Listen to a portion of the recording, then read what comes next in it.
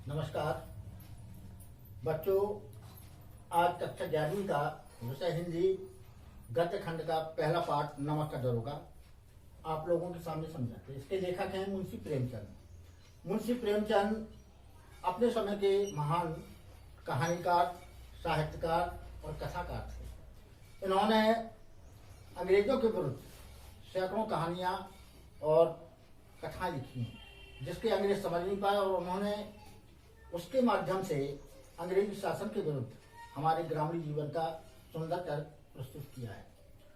उसी का वर्णन करने के लिए आज हम यहाँ इकट्ठे हुए। नमक का दरोगा अर्थात जब गवर्नमेंट ने, सरकार ने नमक पर पाबंदी लगा दी, उस समय जो इस पद को ग्रहण कर लेता था वो अपने आप को गौरवशाली मानता था। उसी के विषय में मुंशी प्रेमचंद जी कहते हैं, जब से नमक बनाने का पर रोक लगी, सरकार में एक नया विभाग नमक विभाग बना। इसके दरोगा पद पर लोग इसे प्राप्त करने के लिए बहुत लालच रहते हैं, क्योंकि ये बहुत ही मलाईदार अर्थात धन कमाने का प्रमुख साधन था। क्योंकि जब नमक नहीं था तो ये प्रमुख साधन है, तो इसे बड़े बड़े वकील, अच्छे धनवान लोग इसे प्राप्त करना चाहते थे। तो इन दिनों बाबू बंशीधर भी एक रोजगार ढूंढने के लिए निकले थे। उनके पिता ने हिदायत दी थी कि नौकरी ऐसी ढूंढना जिसमें ऊपर की आमदनी, अर्थात नौकरी की तनख्वाह जितनी हो वो तो ठीक है, लेकिन ऊपर की आमदनी में बहुत ही फायदा होता है। क्योंकि नौकरी अकेले से केवल घर का खर्च चलता है, ऊपर की आमदनी से मनुष्य के जीवन का विकास होता है। क्योंकि ऐसी मासिक आय तो पूर्णमासी की चांद है, जो घटते घटते लुप्त हो जाती है। अर्थात जो सरकारी नौकरी मिलता है वो धीमे धीमे महीने भर में खर्च हो जाती है और एक दिन समाप्त हो जाती है। परंतु ऊपर की आमदनी बढ़ता हुआ स्रोत है, जिसके सदा प्यास बुझती है और आमदनी बढ़ती ही रहती है। तो बंशीधर बाबू नौकरी ढूंढने के लिए निकले, लेकिन सौभाग्य से उन्हें इस नमक के दरोगा के पद पर नौकरी में प्राप्त हुई, जिसे उन्होंने अहोभाग्य समझा। यह बात सुनते ही उनके परिवार में तो बहुत खुशी छा गई कि कम से कम हमारा बेटा उसमें बन जाए और हमारी तरक्की होगी। लेकिन वह बहुत ईमानदार था। जाड़े के दिन थे और रात का समय था। जब वो दरोगा बन गया तो जब अपनी ड्यूटी पर था तो उस समय जाड़े के दिन थे और उस समय रात का समय था। नमक के सिपाही के चौकीदार नशे में मस्त थे। मुंशी बंशीधर को यहाँ आए अभी 6 महीनों से अधिक नहीं हुआ, अर्थात ट्रांसफर होकर यहाँ जो नई नई नौकरी लगी थी वहां पर उन्हें आए हुए 6 महीने से ज्यादा नहीं हुआ था। लेकिन इस थोड़े समय में ही उन्होंने अपनी कार्यकुशलता व ईमानदारी से अपनी छवि अच्छी बना ली थी। बड़े बड़े लोग उनका सम्मान करते थे क्योंकि वह ईमानदार था, और जिसके कारण बहुत से अफसर उनसे मोहित हो चुके थे। अफसर लोग उन पर विश्वास करने लगे थे। नमक के दफ्तर में एक मील पूरब की ओर यमुना नदी थी, जहां पर नाव से एक पुल बना हुआ था। दरोगा जी किवाड़ बंद किए मीठी नींद सो रहे थे। अचानक आंख खुली तो नदी की ओर उन्होंने गाड़ियों की गड़गड़ाहट की आवाज सुनी और मल्लाहल का कोलाहल सुनाई दिया। वे उठ बैठे। इतनी रात गाड़ियां क्यों नदी के पार जाती हैं? अवश्य ही कुछ न कुछ गोलमाल है। तर्क ने इस भ्रम को पुष्ट किया। वर्दी पहनी, तमंचा जेब में रखा और बात की बात में घोड़ा बढ़ाए हुए वे नदी के किनारे पहुंच गए। गाड़ियों की एक लंबी कतार पुल के पार चली जाती थी। डांट कर पूछा, किसकी गाड़ियां हैं? थोड़ी देर तो सन्नाटा रहा। फिर आदमियों में से कुछ कानाफूसी हुई। तब आगे वाले ने कहा, पंडित आलोपीदीन की। कौन पंडित आलोपीदीन? दातागंज के आलोपीदीन उस समय बहुत ही प्रसिद्ध व्यक्ति थे, धनाढ्य थे। सैकड़ों अफसर उनके यहाँ आते जाते रहते थे। मुंशी बंशीधर चौंके। पंडित आलोपीदीन इस इलाके के सबसे प्रतिष्ठित जमींदार थे, लाखों रुपए की लेन देन करते थे। इधर छोटे बड़े कौन ऐसे थे जो उनके ऋण न, अर्थात वहां आसपास के जितने भी व्यापारी थे सब उनके कर्जदार थे। और अंग्रेज अफसर भी अधिकतर आकर उनके मेहमान बनते थे और 12 मास उनके यहाँ सदाव्रत चलता था, अर्थात अफसर और बड़े बड़े अंग्रेज अफसर भी उनके यहाँ आकर रुकते थे और खाना पीना खाते थे। मुंशी जी ने पूछा, गाड़ी में कहाँ जाएंगी? उत्तर मिला, कानपुर। लेकिन इस प्रश्न पर इसमें क्या है? सन्नाटा छा गया। जब दरोगा जी ने पूछा कि इस गाड़ियों में क्या है, तो सभी लोग चुप हो गए। दरोगा साहब का संदेह बढ़ा और उन्होंने अपने घोड़े को आगे लगाई और गाड़ी के पास पहुंचे। उन्होंने एक बोरे को छूकर देखा और पूछा, इसमें क्या लगा है? जब उत्तर न मिला तो उन्होंने अच्छी तरह खोलकर देखा तो उसमें नमक था। पंडित अलौकिदीन अपने सजीले रथ पर सवार होकर सोने के लिए चले जा रहे थे, अर्थात अलौकिदीन इस समय सोने जा रहे थे और उनकी गाड़ियां पार हो रही थी। अचानक कई गाड़ी वालों ने घबराई हुई आकर जगाया और बोले, महाराज, दरोगा ने गाड़ियां रोक दी और घाट पर खड़े आपको बुलाते हैं। पंडित अलौकिदीन का लक्ष्मी जी पर अखंड विश्वास था। वह कहा करते थे कि संसार का तो कहना ही क्या है, स्वर्ग में भी लक्ष्मी जी का राज है। उनका यह कहना यथार्थ ही था। क्यों? क्योंकि भैया जिसकी जेब में भरे हों कलदार, नमस्कार उसको करें एम पास 1000। तो ये कविता के माध्यम से है कि जिसकी जेब में पैसे हों वो सब कुछ कर सकता है, ऐसा उनका विचार था। किसका? पंडित अलौकिदीन का। न्याय और नीति सब लक्ष्मी के ही खिलौने हैं, उन्हें वह जैसे चाहती नचाती है। लेटे लेटे ही वो गर्व से बोले, चलो हम आते हैं। यह कहकर पंडित जी ने बड़ी निश्चिंता के साथ तैयार हुए, पान का बीड़ा खाया और फिर लेहा फोड़े हुए दरोगा जी के पास आकर बोले, बाबूजी आशीर्वाद, कहिए हमसे ऐसा कौन सा अपराध हुआ है?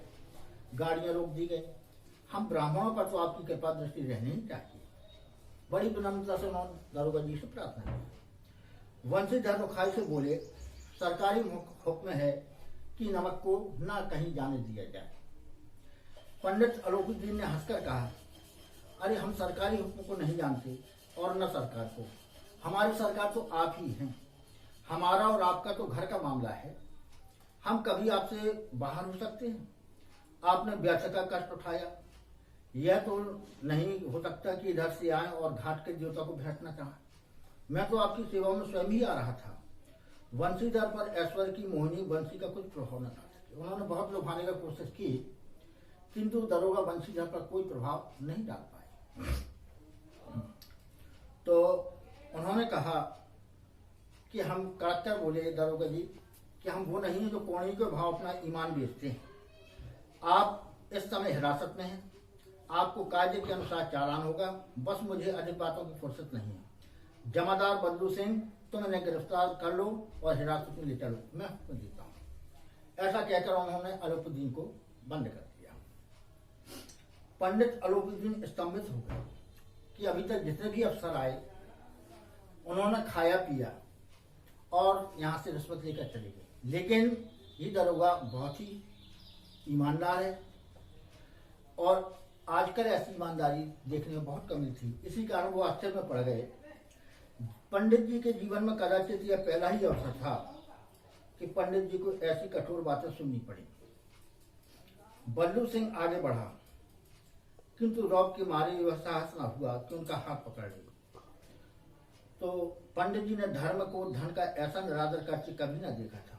विचार किया कि यह अभी उदंड लड़का है, माया मोह के जाल में अभी फंसा नहीं, अल्हड़ है, झिझकता है। बहुत दीन भाव से बोले, बाबू साहब ऐसा न कीजिए, हम मिट जाएंगे, इज्जत धूल में मिल जाएगी। हमारा अपमान करने से आपके हाथ क्या आएगा? हम किसी तरह से आपसे बाहर थोड़ी है। वंशीधर ने कठोर स्वर में कहा, हम ऐसी बातें नहीं सुनना चाहते। तो अलौकिदीन ने जिस पैसे के सहारे उन्हें बस में करना चाहा था, अब उसे वह चट्टान समझ रहा था। वह पैरों के नीचे से खिसकता हुआ मालूम हुआ। स्वाभिमान और धन ऐश्वर्य की कड़ी चोट, अर्थात मैं इतना संपन्न व्यक्ति हूँ, आज मुझे एक छोटा सा दरोगा बंद कर रहा है, तो इसका मतलब मेरा अपमान हुआ है। किंतु अभी तक धन की सांख्यिक शक्ति का पूरा भरोसा था। उन्हें भरोसा था कि मैं धन से अंत में खरीद ही लूंगा। उन्होंने मुख्तार से बोले, लाला जी 1000 के नोट बाबू साहब को भेंट करो, आप इस समय भूखे सिंह हो रहे हैं।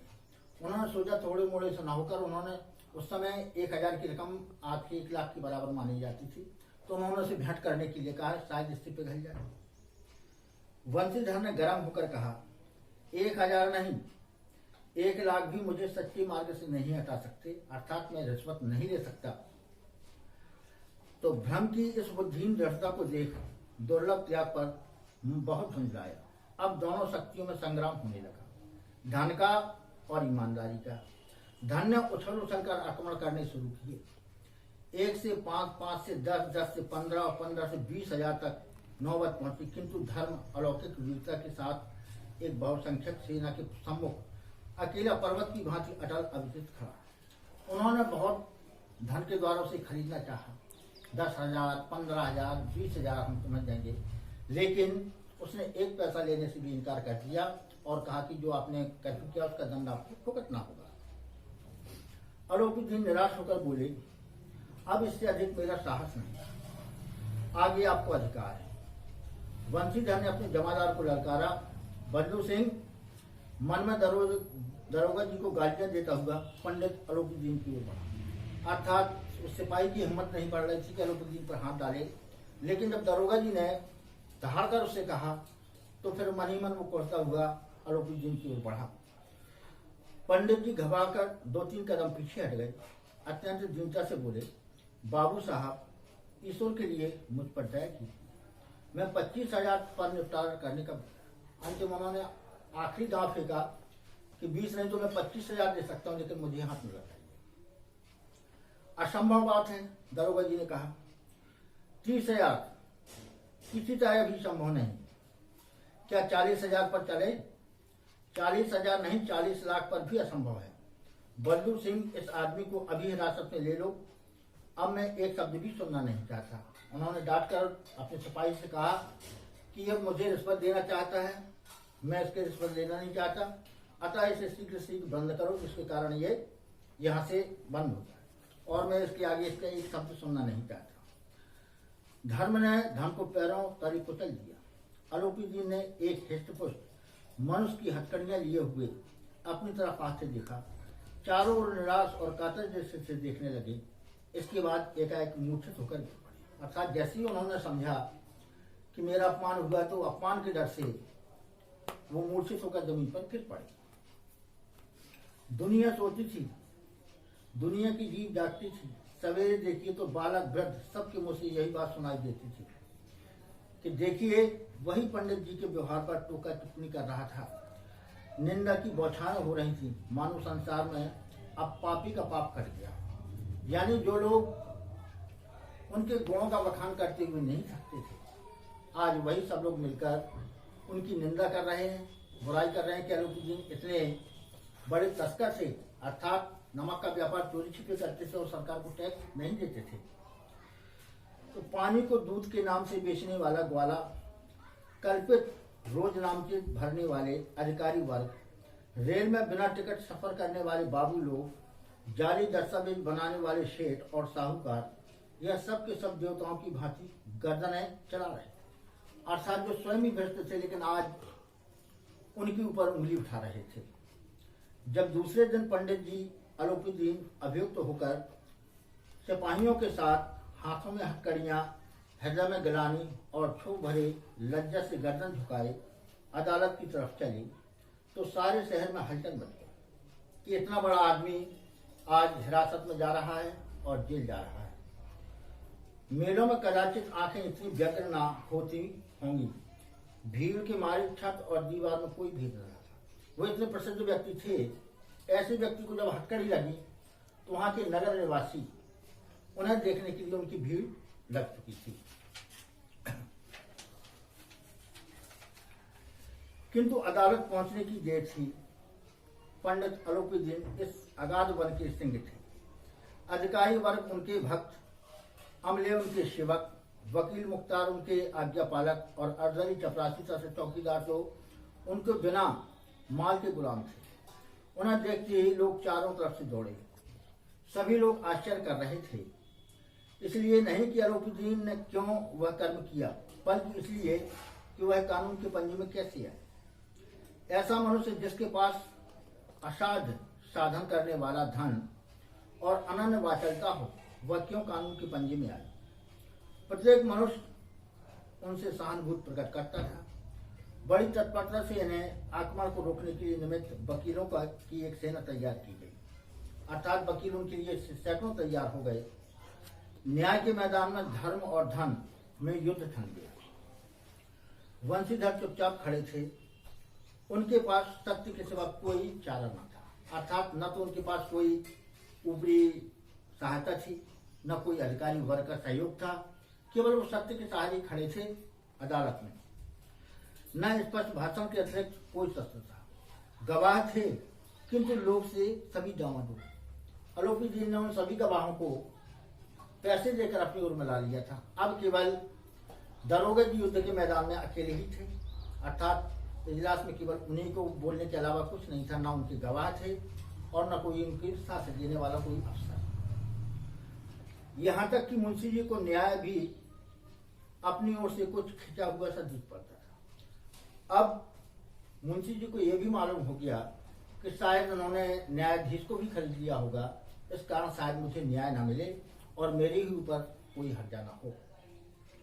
वह न्याय का दरबार था, परंतु उसके कर्मचारियों पर पक्षपात का नशा छाया हुआ था। न्यायालय तो न्याय का दरबार होता है, लेकिन जो उसके कर्मचारी थे वो रिश्वतखोर थे, अर्थात न्याय को न्याय न कराकर बेईमानी को बढ़ावा दे रहे थे। किंतु पक्षपात और न्याय का क्या मेल? जहां पक्षपात हो वहां न्याय की कल्पना ही नहीं की जाती। यहाँ लोग एक व्यक्ति का पक्ष करते हों, वहां न्याय की संभावना नहीं है। यहाँ तक कि न्यायाधीश भी उनके अधीन था। तो मुकदमा शीघ्र ही समाप्त हो गया। डिप्टी मजिस्ट्रेट ने अपनी तजवीज में लिखा, पंडित आरोपीदीन के विरुद्ध दिए गए प्रमाण निर्मूल और भ्रमात्मक है। वह एक बड़े आदमी है। यह बात कल्पना के बाहर है कि उन्होंने थोड़े से लाभ के लिए ऐसा दुस्साहस किया। यद्यपि नमक के दरोगा मुंशी वंशीधर का अधिक दोष नहीं है, लेकिन यह बड़े खेद की बात है कि उसकी उदंडता और विचारहीनता के कारण एक भले मानुष को कष्ट झेलना पड़ा। देखिए न्यायाधीश ने भी क्या न्याय दिया कि रिश्वत के कारण उन्होंने बताया कि ये बड़े संभ्रांत व्यक्ति हैं, इनको हाथ से नहीं लगाना चाहिए, लेकिन दरोगा ने उदंडता का परिचय दिया है। ऐसे विनम्र व्यक्ति को इजलास में या जेल में लाए हैं। तो हम प्रसन्न हैं कि वह अपने काम में सजग और सचेत रहता है, किंतु नमक के मुकदमे की बढ़ी हुई नमक हराली ने उसके विवेक और बुद्धि को भ्रष्ट कर दिया है।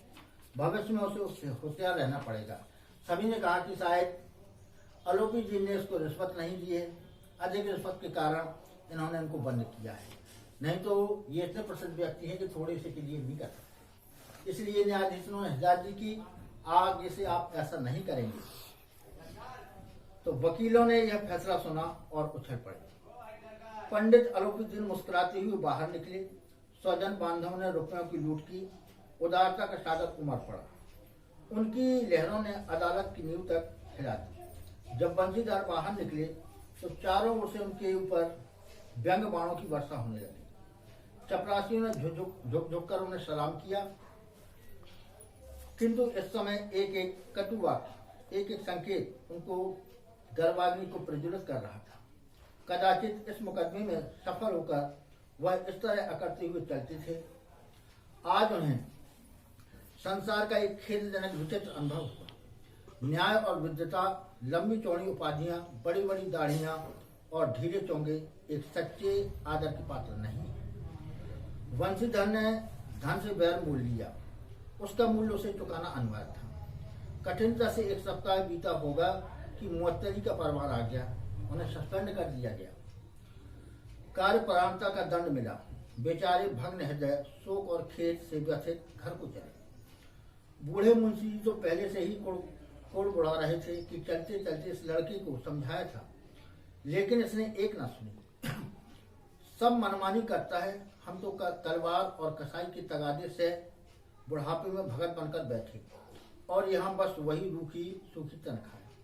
हमने भी तो नौकरी की है और कोई ओहदेदार नहीं थे, लेकिन काम किया और दिल खोलकर किया। आप ईमानदार बनने चले थे तो सब लिखाना पढ़ाना अकारत गया। इसके थोड़े ही दिनों बाद जब मुंशी बंशीधर इस दुरावस्था में घर पहुंचे और बूढ़े पिताजी ने समाचार सुना तो सिर पीट लिया। बोले, जी चाहता है कि तुम्हारा और अपना सिर फोड़ दूं। बहुत देर तक पछता पछता कर हाथ मलते रहे। क्रोध में कुछ कठोर बातें भी कही और यदि बंशीधर वहां न टल जाते तो अवश्य यह क्रोध विकट रूप धारण करता था, अर्थात वो उसे पीट भी सकते थे। वृद्ध माता को भी दुख समाया हुआ था। जगन्नाथ और रामेश्वर यात्रा की कामना मिट्टी में मिल गई। पत्नी तो कई दिनों से सीधे मुंह से उन्होंने बात नहीं की, अर्थात ईमानदारी का ये इनाम उन्हें मिला। ईमानदारी से जो उन्होंने काम किया तो उसका ये परिणाम हुआ, घरवाली भी उससे रुष्ट हो गए और नौकरशाही से उसे निकाल दिया गया। तात्पर्य यह है कि ईमानदारी सच्ची लगन है, लेकिन वो बहुत ही कष्ट देती है। अभी तक मैं अपना ये पार्ट 1 पहले यही समाप्त करता हूँ। आज फिर आपसे मिलेंगे। नमस्कार।